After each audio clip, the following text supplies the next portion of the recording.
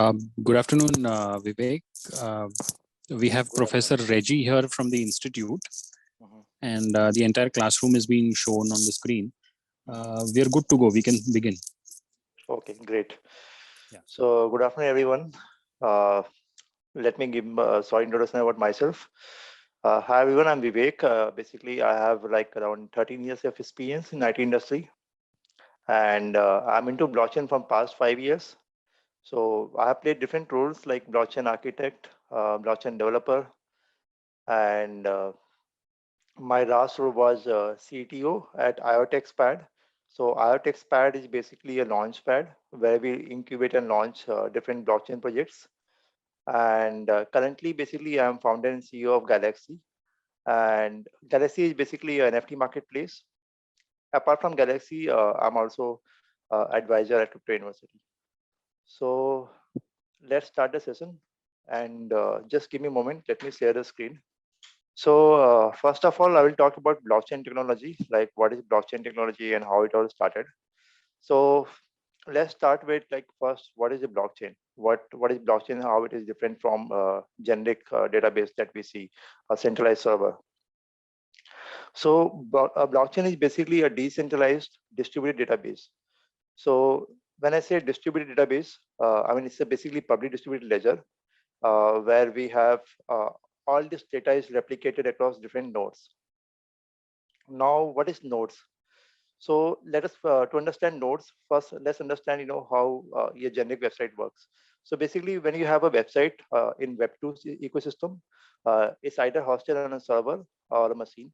Nowadays, mostly it's hosted on a server. So basically, it relies on a single source of information. I mean, either a server, a cluster of servers. So all data is basically saved on servers or cluster of servers. So from there, it retrieves the data. But when you talk about blockchain, it's not about just single server or single centralized location. So the data is saved on different nodes, and it's multiple nodes. It's not just one or two nodes. It's usually thousands of nodes or 1 lakh nodes. Now, what is the benefit of blockchain? What is the benefit of this distributed ledger technology? So the main benefit is that your data is secure because it's not just stored on a single machine or single server. And just to give you example, if you want to attack a single machine or a single server, it's very easy. I mean, for an attacker, for a hacker in this generation, it's easy to attack a single system or single server. But when I talk about attacking hundreds of systems or thousands of systems, it's almost next to impossible because the number of systems, as you increase the number of these systems, even the difficulty level also increases for attacking such systems. So if I tell you, if I tell a hacker to attack thousands of systems, 10,000 systems, so it's very impossible, because he has to arrange that much of computing power to attack that many systems. Now talking about Bitcoin. So Bitcoin is a blockchain with around 100,000 nodes. You can check on the Bitcoin website. Right now, there are 100,000 nodes which are supporting Bitcoin. So it is almost impossible to attack a Bitcoin ecosystem because it has support of 100,000 nodes. 100,000 means 1 lakh nodes. So to attack a Bitcoin system, basically, even if you combine all the computing power that is available in the world right now, so then also it will be very difficult and almost impossible to attack such a system. Because if you see the Bitcoin mining system, it's not just computers, it's not just desktop computers. Basically, these are advanced, highly strong computing devices like ASIC devices or GPUs. So you require that much of computing power to attack these systems. So this was the first benefit, that is much more secure to store data or information in a blockchain compared to a centralized database, which you have been storing till now. Second benefit is basically cost and time. You save cost and you save time when you deal with blockchain, when you're saving data in blockchain. Now the question is like, how do we save cost and time? Because blockchain, if you see, is costlier infrastructure, the infrastructure is costly, but how do we save cost and time? The question arises. So let's take example, if you want to send the money, let's suppose you want to send 100 US dollars from USA to India. Uh, Basically, if you're sending this money through PayPal or any other service provider, for every $100 you're sending, you'll have to pay around $5.5 to $6.5 in terms of transaction fees. And the time it will usually take, like even if you receive that money in India in your account, it will take 7 days, 5 to 7 working days to convert that money into your own local currency. So you are spending around, $5.5 something for each $100. So suppose if you want to send $10,000, you multiply this amount because it becomes a bigger amount actually. So you're spending a lot of money to send, if you have to send money from any, cross-border payment, like any from USA to India, any other country. And at the same time, the time it takes, even that is quite, longer, 5 to 7 working days. And the reason, it takes such a huge amount of time, because there are a lot of banks in these transactions. Your USA bank will send money to some other bank, intermediary bank. Then that bank will send, there will be other interbank. There are many banks in these transactions actually.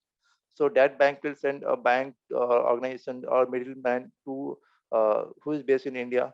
So around 8 to 10 banks are involved in these transactions, and every bank takes their own commission or cut. Now, if you talk about the same transaction in terms of blockchain, suppose I want to send $10,000 from blockchain, via blockchain. So let's take example of Bitcoin. I send the same amount of money from USA to India through Bitcoins. So suppose I send this money through any like a Bitcoin network, it will take around maximum, it will take 10 minutes. Usually the time depends on the traffic, how much traffic is there on the blockchain network, but 10 to 15 minutes is expected for Bitcoin network. And the cost. So even if I'm sending such a huge amount like $10,000, I'll be just spending around, $1 or $2, $2 or $3 max for sending such a huge amount. So the cost difference is huge. When I'm sending the same money through a banking transaction, I'm paying a huge cost. At the same time, when I'm sending when I'm sending the same money through a Bitcoin network, the cost is significantly low. So first, very important factor that I'm saving cost. Now let's talk about time. So as of now, I'm just spending. I just have to wait for 10 minutes, maximum 10 to 15 minutes from a transaction in case of Bitcoin. But if I take other blockchains like Polygon, Ethereum, this is even faster. It will take just few seconds or a minute to complete my transaction. So I'm saving cost. I'm saving time when I'm doing a transaction through blockchain. At the same time, it's much more secure than what I was doing earlier in my banking transaction. Now we have understood two benefits. First was security. Of course, it's much more secure because 1,000 computers is more secure than a single computer. Then second point was basically saving cost and time. I have saved a lot of cost and time when I was dealing with blockchain. Third is basically removal of middleman. So I mean, you must have this question, why do we have banks? Why do we have these organizations who are maintaining these records? Because as of now, there is no trust. We need some organization, we need some third party to establish that trust. So we have banks, they audit your records, they check your, they maintain your records basically. So that's why we have bank, we have third parties right now. But what if this all is handled by a technology, by smart contract? We don't need to have any organization or any third party. We don't have to depend on any third party. So in that case, basically, if you see, the blockchain is basically removing the middleman. Let's take example of Uber. So Uber is basically an application which most of us are using right now. we want to book a cab, we'll just book a cab through Uber application, and the driver will come and pick us up. So if you look at this transaction, this is supposed to happen between customer and driver, but right now this transaction is happening with customer, Uber, and driver. But this is supposed to be customer driver transaction. Now suppose if you build the same application on blockchain,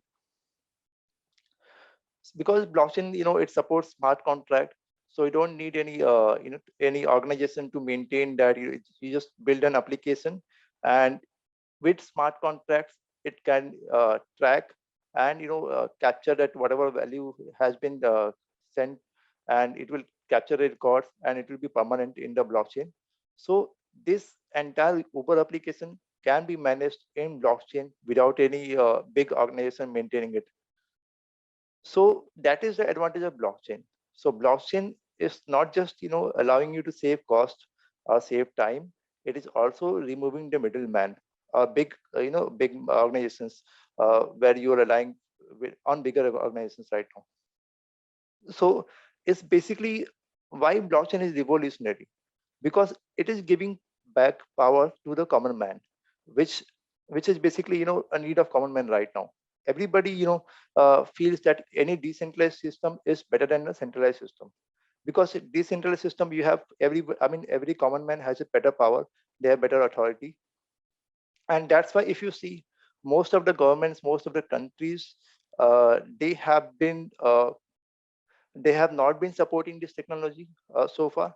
But even though without much support from the governments, the technology has still survived for so many years, and is much more into mainstream.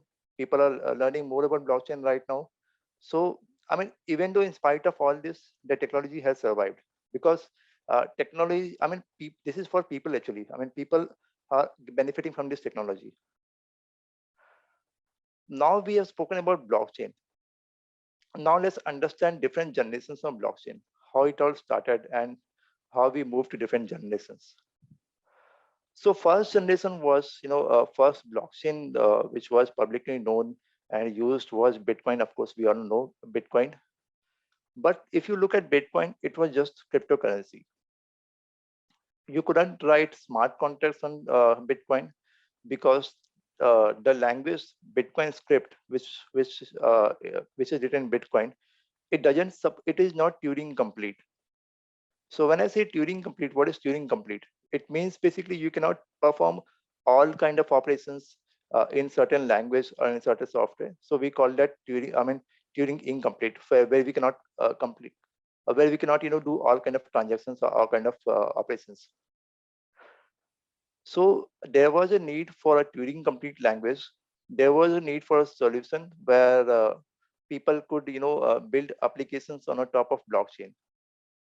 So Bitcoin was having limitations, because it was just a cryptocurrency, and we needed a platform where we could build applications. So after that, Ethereum was built by Vitalik Buterin. So the purpose of Ethereum was that it allows developers to write smart contracts. It allows developers to build blockchain-based applications on top of Ethereum blockchain, which is called dApps.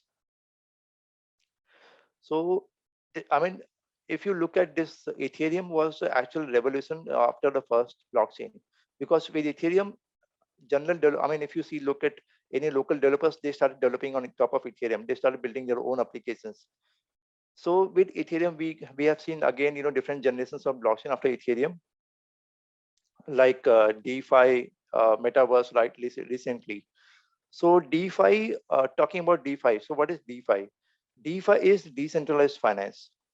So decentralized finance is like, first let's talk about what is centralized finance. So CeFi is like, you are depending on some central authority to maintain your money or records. So that is CeFi. That is your traditional finance. Now talking about DeFi. So DeFi is basically decentralized finance, where you just depend on blockchain-based application. There are a lot of decentralized exchanges right now where this swaps, the atomic swaps are happening. These swaps are happening automatically. That's why they are called atomic swaps. So you can just swap any coin into another coin without this is all embedded. I mean, all written in a piece of software. So you're just converting a coin from one coin to another coin uh, with these DeFi applications. And second benefit of DeFi is that when you deal with banks, when you're when you're opening a FD with bank, so usually any bank will give you maximum interest rate of 5%, 4%, something. Uh, right now the interest rate are lower, so probably you'll get some 4.5 something. But let's take example of this. You open a, I mean, fixed deposit. No, we don't call it fixed deposit. We call it staking. So suppose you stake some money in any DeFi project. Usually people are earning, like 30% annually or 100% annually, sometimes 50%. So the money, if you see, like you're earning more money because not only because there is no third party, but because this is all programmed interest. Interest is programmed. It's not maintained or organized by any government as such, any third party.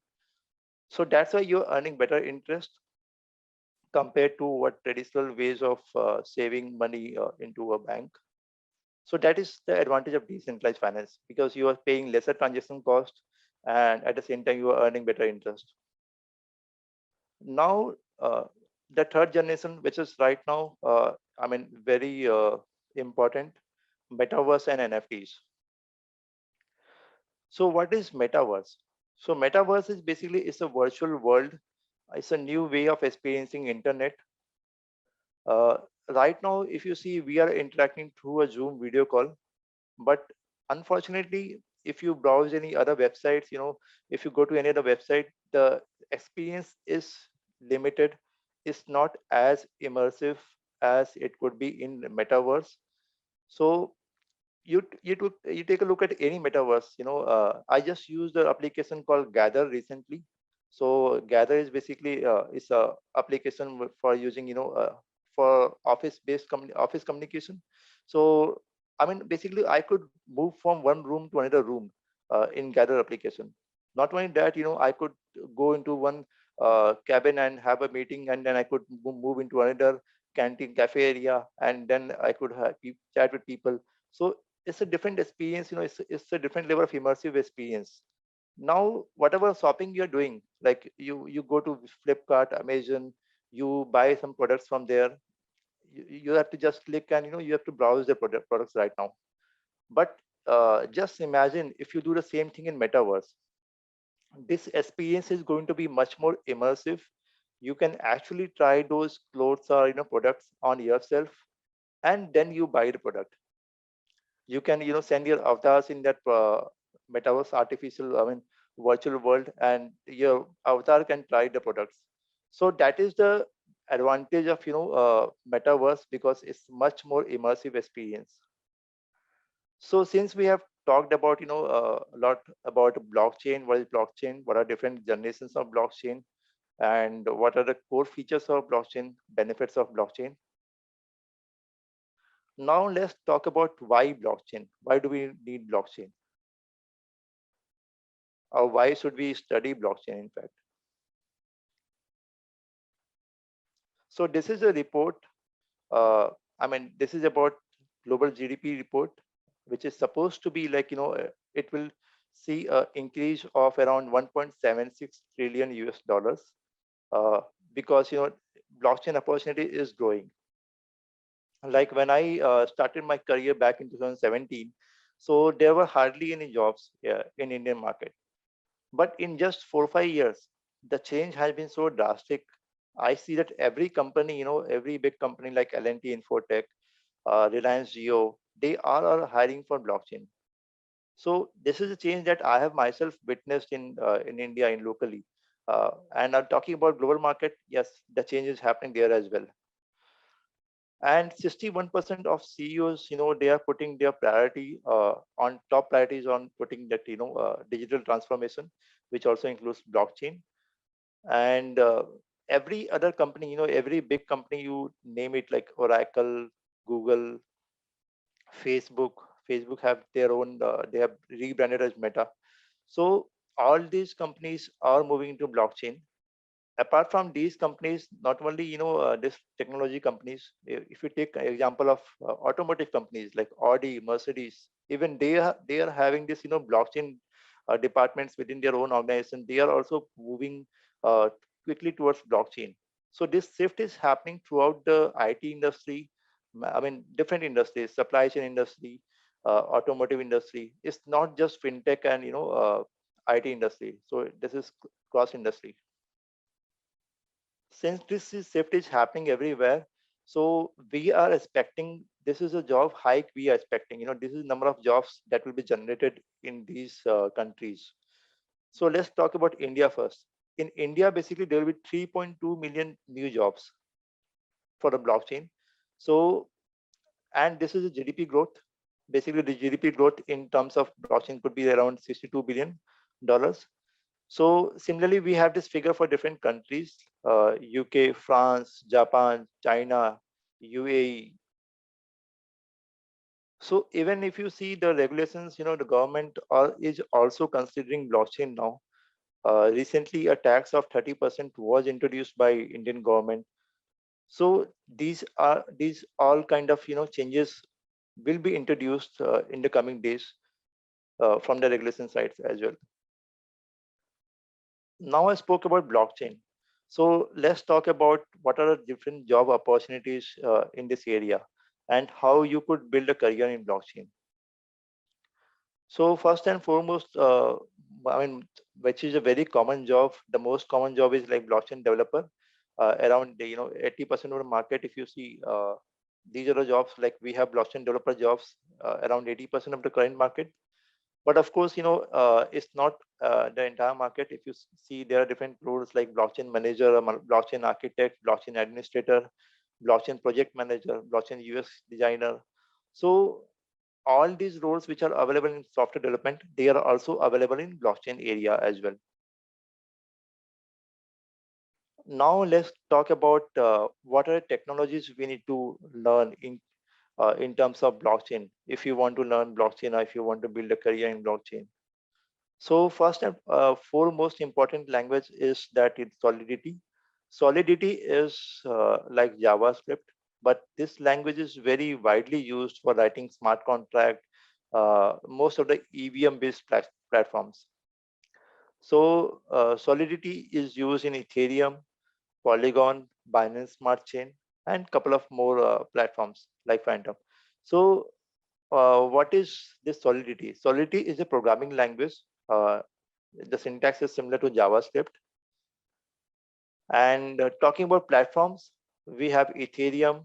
Ethereum is the platform which I mentioned. This was one of the first platform where you could write smart contracts. Then Hyperledger. Hyperledger is a platform. It's a platform where you could write, build a ledger, B2B for B2B purpose, like a permission ledger. Then we have Ripple. Ripple is mostly used for banking transactions or having interbank transactions. So because Ripple was actually built by a group of banks. Now talking about programming languages, Java, Python, but most importantly C++. C++ was used in Bitcoin, Litecoin. If you see earlier days, whatever coins were there, they were mostly in C++. So C++ and Solidity, I would say, is very critical and important language if someone wants to make a career in blockchain. And talking about tools, actually, MetaMask, Truffle, Mist, Get, Parity, Remix. These are the tools, but I would say most important is Truffle and MetaMask and Remix. So these three tools are very important if someone wants to learn more about blockchain or try to implement something. DevOps tools are pretty much same what you see in software industry. Even cloud creation tools are pretty much same. But yes, other skill sets like cryptography is very important. You need to have a good uh, understanding of cryptography because blockchain is, if you see any blockchain, it has cryptography as a base. So cryptography is very important.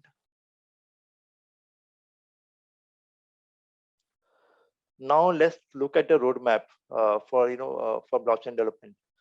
So first of all, you need to have a good knowledge of blockchain. So even though it says basic knowledge, but I would say basic knowledge is not sufficient. You should have a sound understanding of blockchain, at least one of the blockchains like Bitcoin, how it works, or how the cryptography works. Because once you have good understanding, you'll be able to take right decisions in terms of blockchain management, or taking consulting in terms of blockchain. And not only decisions, you'll also be able to work on applications if you have sound understanding of blockchain. So first of all, very important point is that you should have a sound understanding of blockchain. Second is components. You have to understand what are key components of blockchain application, or what are the different platforms available in the market which you could possibly use for your project. Then application use cases. For application use cases, basically you can visit the website coinmarketcap.com. So CoinMarketCap is like is a ranking of all the blockchains or all the crypto projects in the market right now. You could find different use cases of blockchain.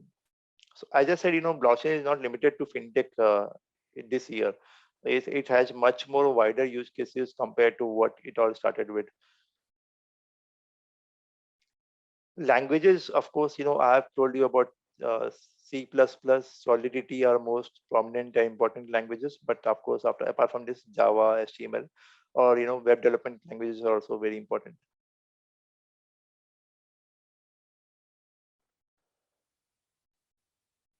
So, anyways, if someone wants to start a career with blockchain, it's very important that they have some hands-on experience or some internships. They have done some internships on live project. So, I mean, having an internship or having a live project exposure is much more critical, and much better to start with your career. Because if you search for a job, if you go for hunting for a job, the first question they ask is that, have you worked on a live project? So it's very important that you do some internship, or you get some hands-on experience working on a live project, rather than just working on test projects. And of course, you can take some specialized programs to get this exposure or experience. Okay, now talking about us. So basically, we are three divisions: Crypto Wire, Crypto University, Crypto TV. So Crypto TV is mostly infotainment, where we broadcast news, blockchain news, crypto news, and different updates about latest or whatever is latest happening in the crypto market, blockchain market. So we broadcast this news on this Crypto TV, which is available as a YouTube channel, and also in the application, Crypto Wire application. Crypto University is basically an initiative where we make this blockchain adoption much easier for all. I know learning blockchain could be a bit challenging at start, but yes, we have different specialized programs through which we make it easy. CryptoWire is basically an application where you could see top 15 IC15, like top 15 coins, and you could see a lot of more statistical information about these coins. So this is how the app looks like. Now talking about offerings, basically we have offerings for faculties, like faculty development programs, where faculty could upgrade themselves with the blockchain knowledge or blockchain practical exposure. So apart from this, we have blockchain labs and center of expertise, where we make this practical exposure possible through writing actual smart contracts or working on actual projects. Then for students, basically we have different courses and programs starting from intermediate to advanced level. We have boot camps and hackathons. Sometimes it's very important, you build some actual project. So hackathons is an opportunity where you can actually build a project, and so you can showcase your project, you can showcase your skills, and you can compete with different students. So hackathons is a good opportunity. Apart from this, we also offer like internships, placements, and incubations.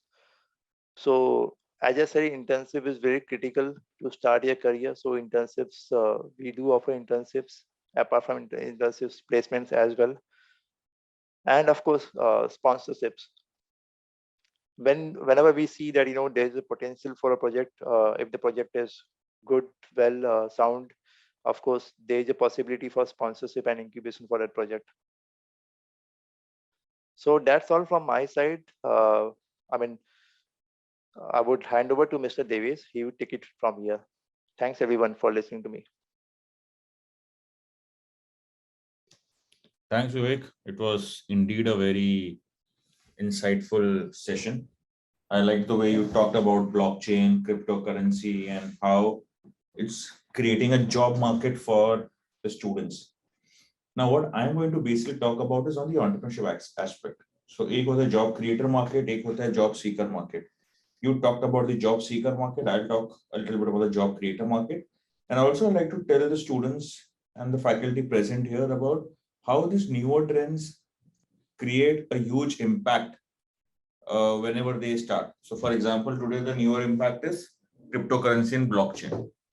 There have been newer trends in the past also, and they have also given stupendous returns. They have created abundant of opportunities and huge wealth creation. So how does all of that happen? I'm going to speak a little bit about that. For that, I have to take people back in time. So to the year 2000, where cryptocurrency, or where e-commerce and online shopping just started. It was a time where we could see that people were shopping books online, and slowly and steadily they were introduced to e-commerce in the form of online shopping, in the form of giving them clothes, shoes, belts, gadgets, anything and everything that they could see under the sun. People very apprehensive, which is also one of the traits of every newer trend comes in. So today's newer trend is blockchain and cryptocurrency. People are apprehensive कि चलेगा नहीं चलेगा. वो time भी लोगों को doubts थे कि चलेगा कि नहीं चलेगा, because they are like कि ये क्या मतलब अजीब बातें हो रही हैं, हम कपड़े कैसे ऑनलाइन खरीदें. We are used to going to a shop, trying the clothes, seeing the fabric, seeing the size, seeing the material, and then we purchase them. ये घर पे मंगा के कैसे हम देख लेंगे, नहीं फिट आया तो, नहीं पसंद आया तो, size fit नहीं हुआ तो.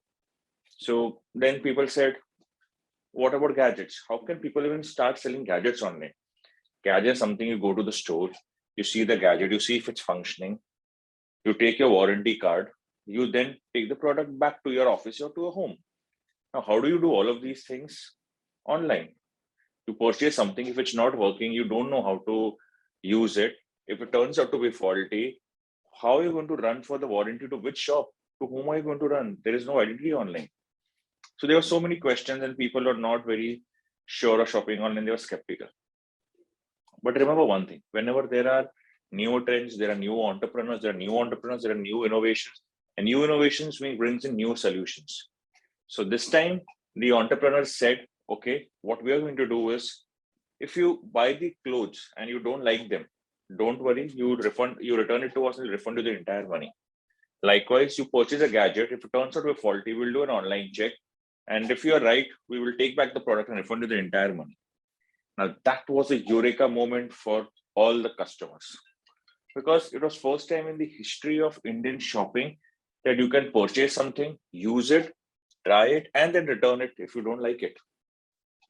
And today, as you stand in 2022, online shopping has become a way of life. It's no longer a luxury, but a necessity. Everybody wants to shop online. It's become so convenient, so easy. Even if you don't get cashbacks and discounts, you still want to shop online because it gives you a lot of comfort in terms of time, energy, money. So let me also now talk about wealth creation. कैसे हुआ? ये तो बता दिया आपको कि फायदा हुआ. Wealth creation कैसे हुआ? So we all know that some years back, Walmart took a major stake in Flipkart. At that point of time, the founders of Flipkart, Sachin and Binny Bansal, had close to 7% equity in the company, which was amounting to 15,000 crores. So you can imagine if 7% is 15,000 crores, how much is 100%? And that is just one unicorn. There are so many unicorns in the space of e-commerce and online shopping. How about them? And there are so many companies who are not become a unicorn yet, but may become in the future. What about their valuation? So in short, there is a huge money creation that's happened for the founders. For the employees, earlier employees have got huge salary hikes, huge incentives, and they have created huge money for themselves. Number three, there's been a huge job creation. So there are millions and millions of jobs that got created across the country, which in the realm of e-commerce and online shopping. There have been huge taxes paid to the exchequer, so the country benefited. There's a huge percentage addition to the GDP, so the country is growing. So if you see on the macro and the micro level, at both the levels, if we see, there has been a huge growth in terms of the money creation and inclusion from the micro to the macro level. So that is point number one on the newer trends. Now let's move to the next point, which was the next newer trend that came after 2000. In the year 2010, let's move 10 years ahead in time. It was digital wallets. When Paytm, Freecharge, all of them just started picking up steam. What happened at that point of time? People are skeptical. भाई ये भी चलेगा कि नहीं चलेगा, क्या पता? ये लोग कुछ freebies दे रहे हैं, इसके लिए हम लोग ऑनलाइन बिल भर देते हैं लाइट का, हम लोग रिचार्ज कर लेते हैं फोन का. But is it really worth it? But today, as I stand in 2022, everyone, right from an auto rickshaw wala to a pan wala to a courier wala, everyone has a digital wallet. Whether it's a Paytm, Freecharge, MobiKwik, Google Pay, you name it and they have it. Because it's brought in a paradigm shift in the way financial transactions are happening in the country today across different categories of people. And even this neo trend gave all those benefits that the first neo trend I talked about gave, in terms of job creation, in terms of money growth, in terms of inclusion, in terms of helping the government to curb the black money in this case, and so on and so forth. Let's move again 10 years ahead in time, which is 2020, when blockchain and crypto start picking up steam. Until date, people are thinking, bhai, ye chalega ki nahi chalega? So today, if I ask you all, what are the basic necessities? I'm sure the answer would be roti, kapda, makan, and internet. And if you move 10 years from now, maybe the answer could be the basic necessities are roti, kapda, makan, internet with blockchain. So that's how things are moving, and that's how fast they are. And the right time we capitalize on this. In fact, I can think of a couple of ideas that is, if you don't want to pick up a job, but you want to be an entrepreneur, you can do. For instance, you can put the medical records onto a blockchain platform. What happens here? The doctor who's assessing you has access to medical records where he can see all of your data on a blockchain portal, which is unfudged and transparent. And he knows everything about you, your entire medical history. What illnesses you got, what medicines you took, who prescribed you, what were the side effects, how long it took you to heal, etc. And it helps him to treat you much faster. It also helps insurance companies to pay your claims in a quick manner. In fact, if you see, there's a huge scope even in the supply chain management, right from ensuring the right invoices tracked to the right product, to ensuring middlemen don't siphon off money, to ensuring there are no leakages, to ensuring the rightly delivery of the product, to ensuring the assembly line, etc. All of these can be taken care of if it's put on the blockchain. So huge benefits. In fact, let me share one example which you all can relate to. So there was a student who passed out of the MIT in the US a few years back. His name is Samuel Fried. Now, this guy also wanted to capitalize on this newer trend, and he stumbled upon Bitcoin. And he saw the price of Bitcoin at that point was trading at around $10,000 in the US market, for instance. And the same Bitcoin was trading at $11,000 in the Japanese market. He saw a huge arbitrage. He thought of buying low and selling high and doing it on a huge volume on a daily basis, and he did that. Today, he's just 29 years of age. His net worth is more than $20 billion, and he runs an exchange in the US under the name FTX. So there are huge benefits that one can think of.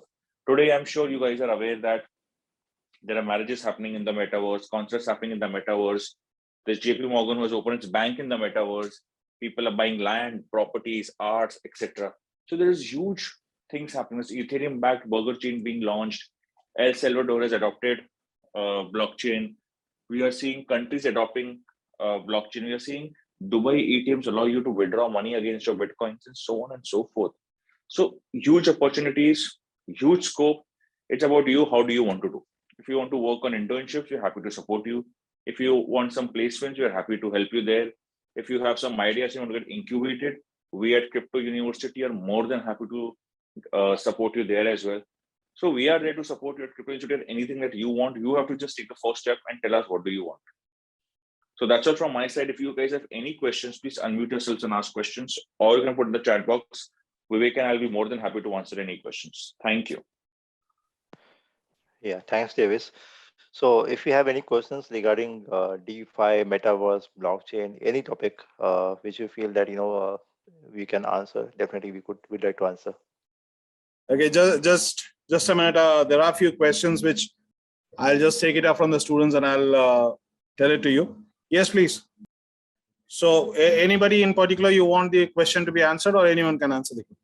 Okay, the question is how to create an NFT. Okay, so how to create an NFT, right? Yeah. Okay. So creating an NFT is very simple process. You can go to any of the platforms which are available right now. So there are two ways. You can do it through smart contract. You can do directly through a platform. So just to give you platforms, I will just put it in chat. There is one website called OpenSea.io. So you can go to OpenSea. I mean, there are many platforms. I'm just talking about the most popular one, which is OpenSea. So you can go to OpenSea. You can upload whatever NFTs you have. So first of all, I hope you understand what is NFT. It could be any artwork. It could be in the form of image or video. It could be any file which you can upload digitally. So you go to this website, OpenSea.io. Just upload your file, whatever file you have.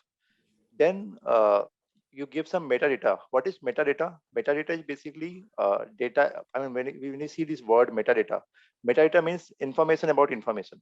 So you have to give some information about NFT you're creating. So what are the features of NFT? How it is different from other NFTs in the market? It could be anything about your NFT. Why? Suppose you're uploading an image, artwork. So you can just describe that artwork. This is an image of Mr. So and so, and this image is unique because this was created, designed by an artist who has done so many artwork before. So you can write some description, why it is rare and unique, and you can upload it on. There are two options in OpenSea. One blockchain which is very popular, Ethereum blockchain. Then other is basically other blockchain is basically Polygon.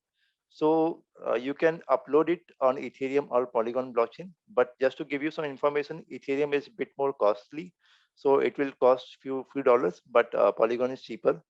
So you can upload that image. You can mint your NFT. Minting NFT means creating an NFT. I won't go deep into all these topics because it will take a lot of time. So you can mint the NFT and you can actually start selling it. You can put it on sale in the website.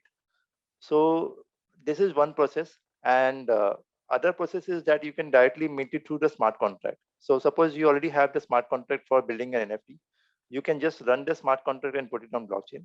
But recommended way is that you go to some website like OpenSea and create it there, because it is there is more crowd or people available to buy that NFT there. I hope that answers your question.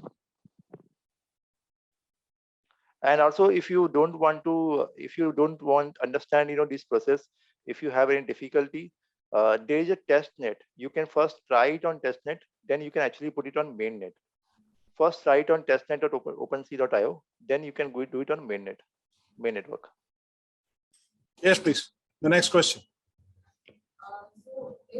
Blockchain market is so very bright in the future. Why is the crypto sinking today? Good question. So today crypto is sinking. I understand, and that is true. So, but if you see the past market, if you see, just study the past 10 years or past 8 years. So crypto has seen a lot of ups and downs. So there are times, when crypto has Ethereum today, it is around $2,000 something. It was around $59 something when I started my career. So it was $59 some point of time. Now it is 2000.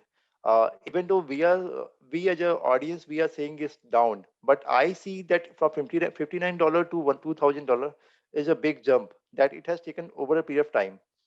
So whatever low market you see right now is just temporary. And of course, why it is why this market is low, you know the reason.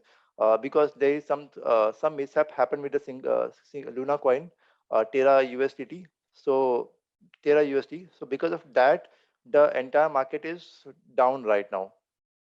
So it's all temporary. If you look at this market after 1 year, you'll have a different opinion. You'll say this market is going up now.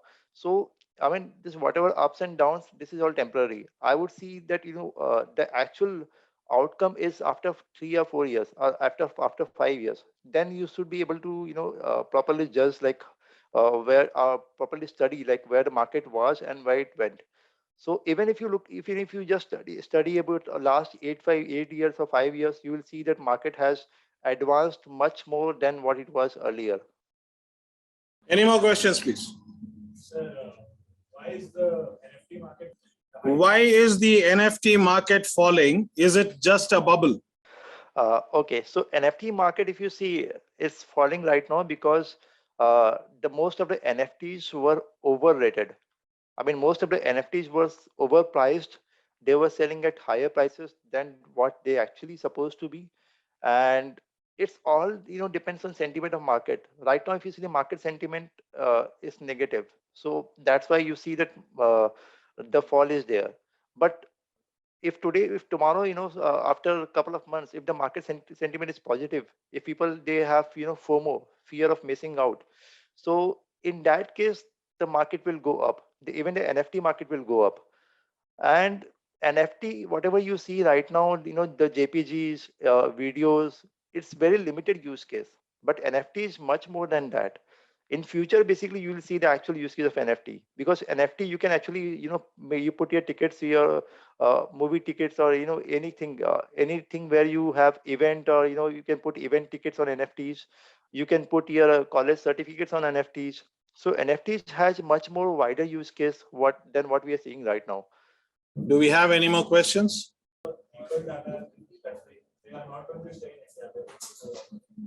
Okay, they are saying that in India, the tax which has been levied on the cryptocurrency, people who are having the crypto are moving out of India. Okay, so tax implementation, yeah, I agree that recently the tax has been quite heavier side. I mean, if you see 30% tax without any deduction is quite a harsh. I mean, I would say it's a very heavy tax on people who are working on blockchain industry, because someone is earning salary in terms of cryptocurrency, he's going to pay 30% flat. So yes, I understand, this is quite heavy on people who are working in blockchain, who are earning, on in terms of crypto, because most of the blockchain developers, they are earning in cryptocurrency. So what happens is that, when you're earning, because most of these startups, if you look at startup ecosystem, most of the blockchain startups, they pay in cryptocurrencies. They don't pay you in fiat money. And there are reasons, why they pay in cryptocurrency, because these startups raise funds in crypto. Because they are raising funds in crypto, for them paying in crypto is better option compared to paying in fiat money. So these startups are paying blockchain developers or blockchain architects in terms of cryptocurrency, like BUSD, USDT, whatever currency they have. Now, because people were earning in cryptocurrency, earlier there was no tax, so there were no tax regulations around blockchain, so it was easy for people, blockchain developers or blockchain architects. But since there's a 30% slab, means which means we have to give 30% of our salary irrespective of any conditions we have. We can't deduct anything in that. So that's why a lot of companies like CoinDCX and couple of more exchanges, like they have moved I mean, not they have not moved completely, but some of their staff have moved to Dubai or some other crypto friendly country. But again, I see that this is happening because the government tax 30% is there. I believe. I mean, I'm not saying this will happen, but I believe something better will happen. A government will reconsider their decision to put 30% a better slab rate. so that people stop moving to different countries. But right now, people are moving to Dubai or some other crypto-friendly country only because the tax is on heavier side. Yes, please.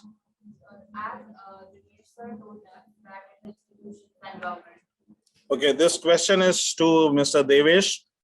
It comes that when it is so very good, why is that the other institutions are all trying to discourage crypto? When the advantages of crypto is so very good in insurance and this and that and everything, why is it that the other institutions are trying to discourage crypto? So basically what has happened is, so what I was talking about the blockchain. So when I talked about insurance, when I talked about medical records, when I talked about supply chain management, I was talking about the blockchain. So today, if you see, there are RBI bonds, government bonds. Now even they are moved onto the blockchain portal. So if you see our country supporting blockchain left, right, and center, the reason why they're not supporting crypto, because as Vivek mentioned, there is something called as decentralized and something called centralized, right? The government does not want to lose control over the money, because money is something which gives power to the government, right? So that's the reason why they want to keep the rupee stronger, or the ruble stronger in Russia, or the dollar stronger in the US, because that's the strength of the government. So if it becomes a decentralized environment, the government has lesser control. Hence, crypto is something they're discouraging, but blockchain, they're completely supporting. So the examples I gave upon insurance, like medical records, I gave upon supply chain, there is scope in advertising and marketing as well. So all of those things, if you put on the blockchain, you will have all countries, all institutions supporting them, because today a lot of private companies have moved onto the blockchain portal. Some of the government companies have also moved on the blockchain portal. The government of India through RBI bonds have also moved on the blockchain portal. So there is huge scope for blockchain, but for crypto, there is still debate going on, and we all are hoping that that gets resolved pretty soon. I hope that answers the question. And also, I would like to add to Devesh's point. So he has mentioned, like, it's out of, I mean, government cannot control crypto. The reason I'm saying, like, I'm also emphasizing the same point, because if you transfer money from one wallet to another wallet, there is no way to identify that, Mr. Vivek has sent money to Mr. X, because this is all happening on blockchain. And this is blockchain, if you see any address is pseudonymous. So you just know the address, but you don't know the person who is sending it. So it's almost, very difficult and almost next to impossible to identify that Vivek has sent money to Mr. X. So that's why government doesn't have any control, on this blockchain technology, or, they can't even stop it. So that's why, there is resistance against blockchain technology. Yes, please.